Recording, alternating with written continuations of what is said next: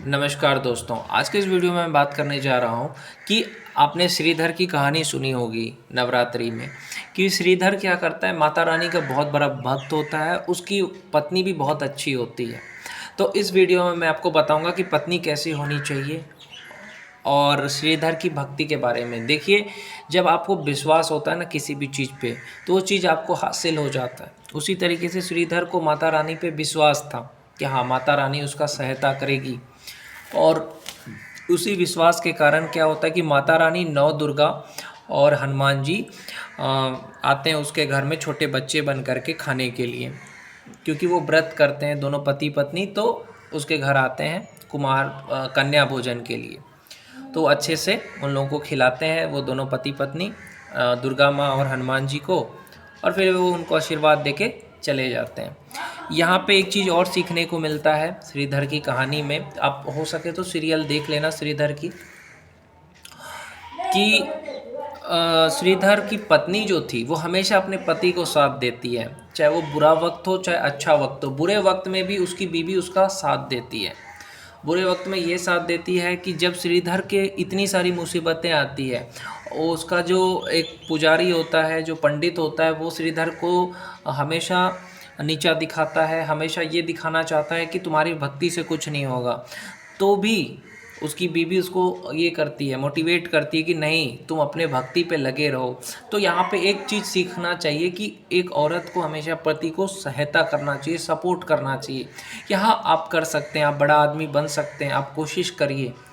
क्योंकि जब वो हार जाता है ना, तो उसके कंधे पे हाथ रखने वाला कोई नहीं होता है। तो बीवी का काम क्या है, वाइफ का, कि उसके कंधे पे हाथ रखे, बोले तू कर सकता है, तू हारा थोड़ी है, तू कर सकता है, मेहनत तो करो। ये होता है अच्छी औरत का काम, कि हाँ, तू कर सकता है। दूसरी चीज़ यहाँ पे ये सीखने को मिलता है कि श्रीधर की जो पत्नी होती है वो अपने पति की हर बात मानती है, हर बात। एक पत्नी को पति की हर बात माननी चाहिए, उसकी कामयाबी के बारे में सोचना चाहिए, उसका सहायता करना चाहिए, अपने पति के कामयाबी के लिए सोचना चाहिए कि हाँ, मेरा पति कैसे कामयाब हो। अगर वो कामयाब होगा तो मेरा भी नाम होगा। तो ये सोचना चाहिए पत्नी को कि मेरा पति कैसे कामयाब होगा, कैसे तरक्की करेगा, कैसे आगे बढ़ेगा। तो ये चीज़ सोचना चाहिए। तो यहाँ पे ये चीज़ भी आप सीख सकते हो इस सीरियल में, कि एक पत्नी ये सोचती है कि मेरा पति कैसे कामयाब होगा, कैसे बड़ा पंडित बनेगा। उसी तरीके से आपका पति अगर कुछ बनना चाह रहा है, बड़ा आदमी बनना चाह रहा है, तो आपको ये सोचना है कि कैसे ये बड़ा आदमी बनेगा। मैं इसके लिए प्रार्थना करूँगी भगवान से कि जल्दी बड़ा आदमी बने। वो अगर असफल हो जाएगा तो उसको हौसला देना है कि हाँ, तू कर सकता है, आप कर सकते हैं। और मजबूरी को समझना, ये भी आपको सोचना पड़ेगा। यहाँ पे मजबूरी को भी समझना है कि हाँ, अगर तुम्हारा पति मान के चलो विदेश में कमाने गया और वहाँ से उसका फ़ोन नहीं लग रहा है, वहाँ से उसको बात नहीं हो पा रहा है, तो आपको समझना चाहिए कि हाँ, वहाँ उसको नेटवर्क नहीं लगता है या वहाँ से नहीं हो रहा है। तो ये नहीं, शक नहीं करना चाहिए पत्नी को कभी भी कि हाँ, वो मुझसे बात नहीं कर रहा है, हो सकता है दूसरी लड़की से बात कर रहा होगा, हो सकता है कुछ भी। नहीं सोचना चाहिए, शक नहीं करना चाहिए। अब मान के चलो अगर वो सऊदी अरब गया, कतर गया, दुबई गया, वहाँ से तो फ़ोन कॉल नहीं लगता है, वहाँ तो इंटरनेट भी महंगा है। तो पत्नी को ये नहीं सोचना चाहिए कि अरे, बात नहीं कर रहा है। तो उसको समझना चाहिए, उसका साथ देना चाहिए कि हाँ, ठीक है, कोई बात नहीं, 2-3 महीने काम के लिए गया है, तब तक मैं उसका इंतज़ार कर लूँगी। जब वो काम करके आएगा तो फिर तो वो मेरा ही है, मेरे से ही बात करेगा। तो इस चीज़ को भी समझना चाहिए, मर्द की कमज़ोरी को भी समझना चाहिए कि हाँ। और एक बात, कभी भी उसको दुख नहीं देना चाहिए, कभी भी उसको ऐसा कुछ नहीं बोलना चाहिए जिससे उसको तकलीफ़ पहुँचे। और हमेशा मजबूरी समझना चाहिए, साथ देना चाहिए। ये चीज़ आप इस सीरियल में देखोगे ना कि पत्नी कैसी होती है, आपको पता चल जाएगा। पत्नी का काम है पति की सेवा करना, उसका पैर दबाना, जब वो थक के आए तो उसको पानी पिलाना, उसको चाय पिलाना, उसके साथ अच्छे से बात करना। और उसको, जब वो इतना काम कर रहा है, धूप में जल रहा है, तो किसके लिए? आपके लिए, आपके बच्चे के लिए। तो उसकी भी फीलिंग को समझना, उसको टाइम पे खाना खिलाना, अच्छा खाना खिलाना, ज़्यादा डिमांड नहीं करना, हमको ये चाहिए वो चाहिए, जो मिले उसमें खुश रहना। हमेशा उसको सपोर्ट करना कि अगर वो कुछ करना चाह रहा है, बड़ा आदमी बनना चाहता है, तो उसको साथ देना कि हाँ, आप कर सकते हैं, आप बड़ा आदमी बन सकते हैं। तो ये होता है, जब आप इस तरह से उसको साथ देंगे तब वो बड़ा आदमी बनेगा। और हमेशा मुस्कुराते रहना। आप कभी भी दुखी मत रहिएगा।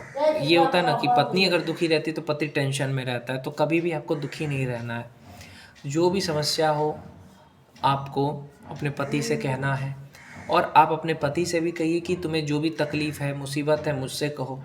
एक दोस्त की तरह रहिए। और सेक्स की मैंने बात करी, तो सेक्स ही प्यार नहीं होता है, वो तो महीने नहीं पूरे साल में बस 3 बार सेक्स होना चाहिए। एक बात सोचना, ज़्यादा सेक्स करने से क्या होता है कि तुम्हारे पति का उम्र घटता है, क्योंकि उसके शरीर की ताकत निकलती है, उसका टाइम भी ख़राब होता है। तो इस चीज़ को हर एक पत्नी को समझना चाहिए। पति कितना बोले कि करना है तो उसे बोलो, इससे तुम्हारी उम्र घटेगी। डॉक्टर खुद कहते हैं, पढ़ो आयुर्वेद में, कि ज़्यादा सेक्स करने से उम्र घटता है। उम्र घटता क्यों है? क्योंकि जब आपका शरीर का ताकत निकल जाता है ना मर्द का, तब उसको बहुत सारी बीमारियां पकड़ लेती है। इसलिए ज़्यादा सेक्स नहीं करना चाहिए। हाँ, लिमिट में करो, 3 या 4 बार पूरे साल में तो चलेगा, लेकिन ऐसे नहीं महीने में 2 महीने में ऐसे नहीं करना चाहिए। तो ये चीज़ समझना चाहिए पत्नी को।